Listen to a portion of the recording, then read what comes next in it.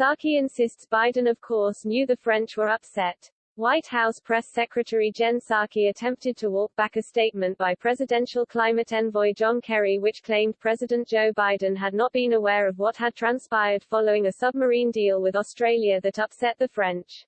Of course he was aware of the French being upset, Psaki said in response to a question on the matter from Fox News' Peter Doocy.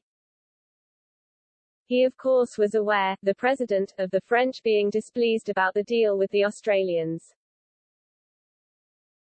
John Kerry also speaks regularly to the French as part of his role as the climate envoy.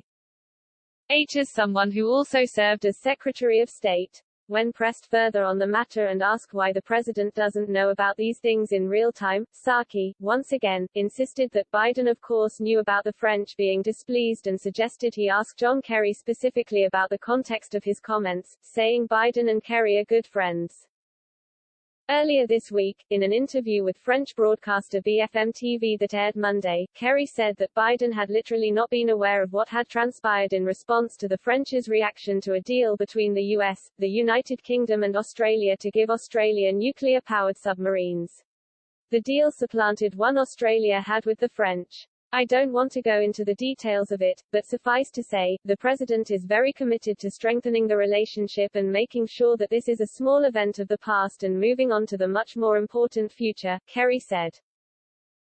We have a relationship with France that is so much bigger than this moment.